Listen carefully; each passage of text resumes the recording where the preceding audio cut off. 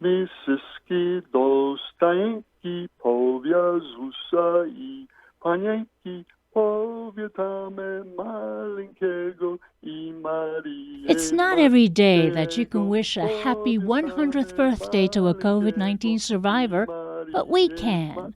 Heritage Harbor, a nursing facility in our county, has been a home of Josephine Gillan for the past 5 years.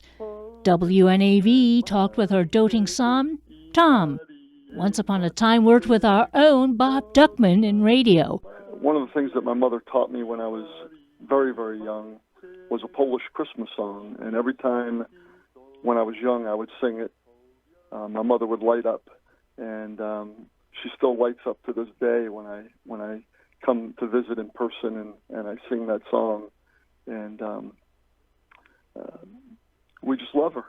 I mean, she's taken care of our family all these years, and it's been a very difficult year, but soon we'll be able to see one another in person, and I'll be able to give her a hug and a kiss.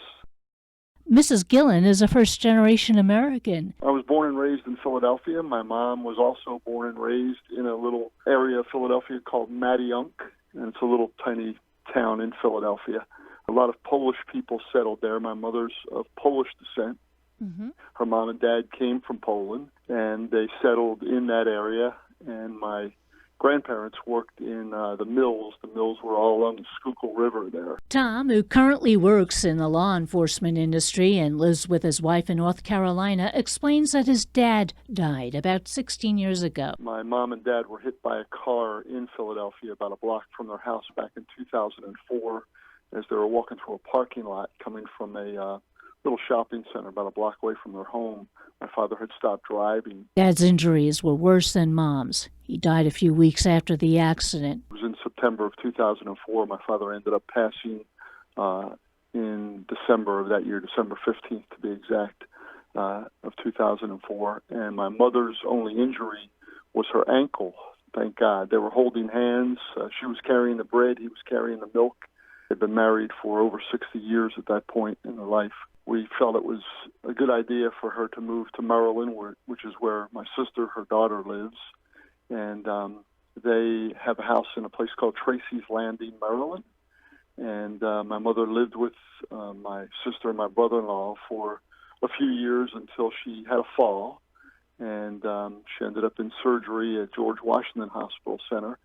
And she recovered from that. She came back home. She seemed to be doing good, and then she had a second fall. And it was when she had a second fall that my sister was no longer able to care for her.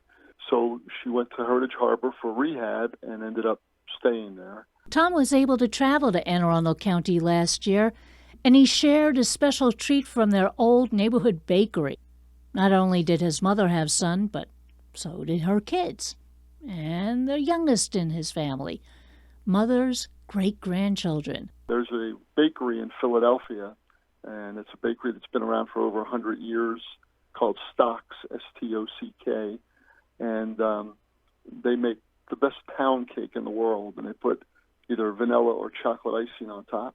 And I got my mother one of those last year for her birthday, for her 99th birthday, and we were planning on getting a birthday cake, and the owner of Stock said, "We'll provide the birthday cake. 100 is a big number, and we'll provide that for you for free." So my plan was, this week I was supposed to be in Doylestown, Pennsylvania, doing training. That got canceled because of the virus, and now the trip to see Mom on Saturday has been canceled. So I'm going to try to FaceTime her. I'm waiting for a call back from the nursing home, and hopefully they can FaceTime and we can talk. COVID-19 is making it unwise for Tom to travel out of state. And of course, his mom would not be allowed any visitors, let alone hugs and kisses. But there's always singing over the telephone and over the internet. Happy birthday, Mrs. Gillan. All our very best from your new hometown station. Rita Rich, WNAV News.